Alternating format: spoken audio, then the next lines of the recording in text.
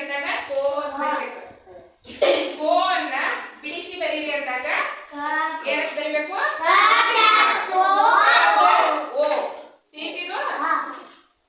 ಇನ್ನ ಓ ಸ್ವರ ಚಿಹ್ನೆ ಇರುವಂತಹ ಕಾಗುಣಿತಾಕ್ಷರಗಳು ಹೇಗಿರ್ತಾವ ನೋಡೋಣ.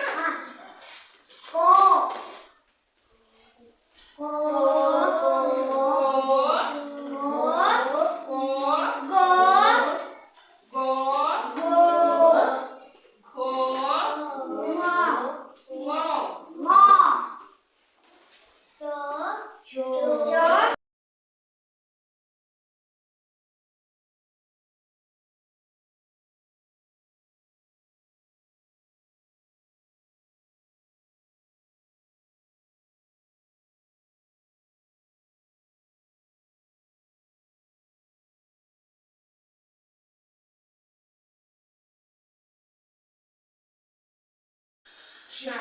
ಇವೆಲ್ಲ ಅಕ್ಷರಗಳು ಕೋದಿಂದ ಲೋದವರೆಗೆ ಎಲ್ಲ ಅಕ್ಷರಗಳು ಏನಿವ? ಓ ಸ್ವರ ಚಿಹ್ನೆ ಇರುವಂತಹ ಕಾಗುಣಿತ ಅಕ್ಷರಗಳು. ಏನ್ ಹೇಳ್ರಿ?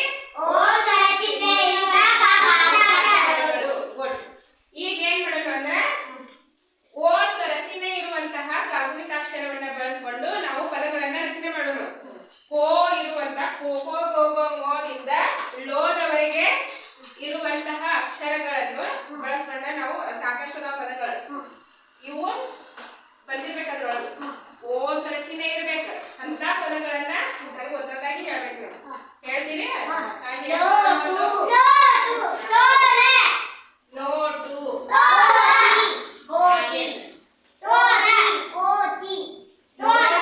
ನೋ ಅನ್ನುವಂಥದ್ದು ಏನಿದು?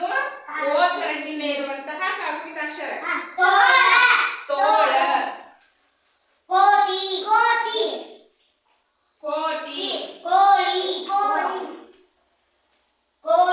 ಕೋಳಿ,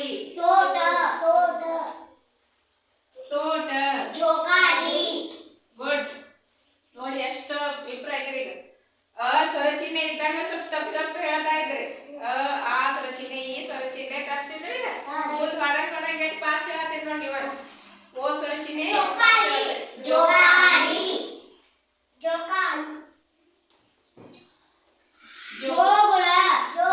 ಜೋಕಾಲಿ, ಜೋಗುಳ,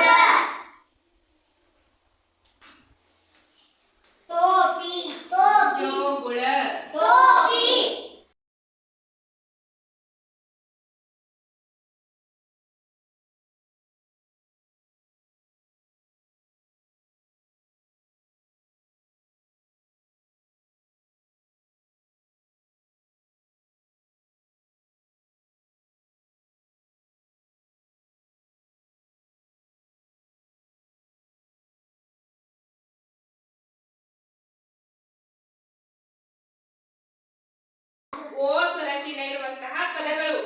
ಇವ ಓ ಸ್ವರ ಚಿಹ್ನೆ ಇರುವಂತಹ ಗುಣಿತಾಕ್ಷರಗಳು. ಈಗ ನಾ ಏನ್ ಮಾಡ್ತೀನಿ ಅಂದ್ರೆ ಒಂದೊಂದಾಗಿ ಹೇಳ್ತಾ ಹೋಗ್ತೀನಿ.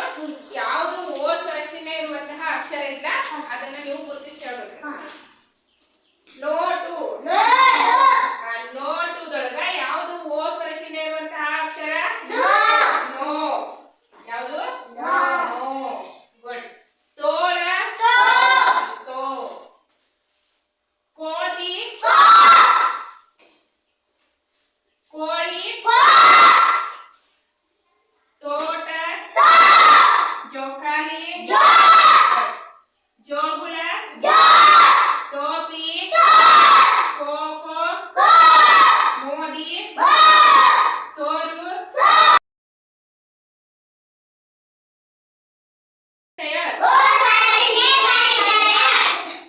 ಗೋರ್ವ ದೀರ್ಘ.